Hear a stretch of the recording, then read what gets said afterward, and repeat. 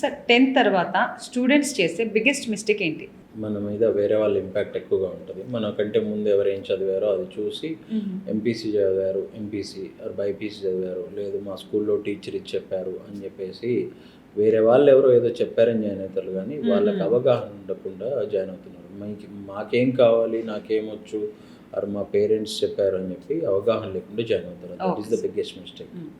MPC versus BiPC, ఇందులో ఏది బాగుంటుందంటారు? ఏది బెటర్ చాయిస్ అంటారు?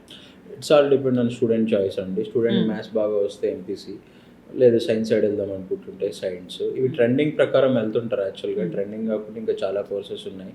ఎంఈసీ అని, సిఈసీ అని, హ్యుమానిటీస్, డిప్లొమా కోర్సెస్ చాలా ఉన్నాయి. బట్ స్టూడెంట్ చాయిస్, ఫైనల్గా స్టూడెంట్ చాయిస్. ఎందుకంటే వాళ్ళు ఆ ఏజ్లో డెసిషన్ మేకింగ్ కొంచెం పేరెంట్ తీసుకుంటాడు. సో పేరెంట్ కూడా ప్రాపర్గా ఆలోచించి తీసుకోవాలి డెసిషన్. ఓకే, అంటే ఇప్పుడు ఎంపీసీ వర్సెస్ బైపీసీ అన్నట్టు అయిపోయింది.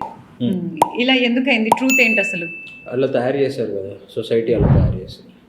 పాలిటెక్నిక్ అనేది స్మార్ట్ చాయిస్ అంటారా లేదా? 100% స్మార్ట్ చాయిస్ అండి. ఎవరైతే టైం సేవ్ చేయాలి అనుకుంటారో వాళ్ళకి పాలిటెక్నిక్ చాలా మంచి చాయిస్. ఇప్పుడున్న ఈ పరిస్థితుల్లో polytechnic one of the best course. But ఏ కాలేజ్లో జాయిన్ అవుతున్నా, ఏ కోర్స్ జాయిన్ అవుతున్నా చాలా ఇంపార్టెంట్.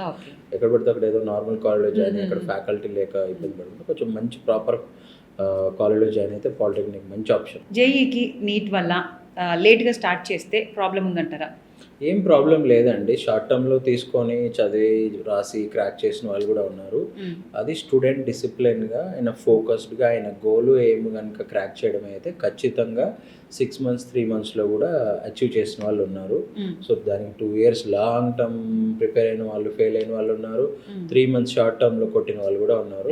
డిపెండ్ ఆన్ స్టూడెంట్ ఎక్కడ చదువుతున్నాడు, అక్కడ ఫ్యాకల్టీ ఎవరు, ఆయన ప్రాక్టీస్ ఎలా చేస్తున్నాడు. కొంచెం ఎక్కువ టైం ఉంటే రివిజన్ చేసుకోవడానికి టైం ఎక్కువగా ఉంటుంది. బట్ షార్ట్ టర్మ్లో ఒక్కొక్కసారి రివిజన్ చేసుకోవడానికి టైం ఉండకపోవచ్చు. జస్ట్ ఇవే రీజన్స్ అంతే.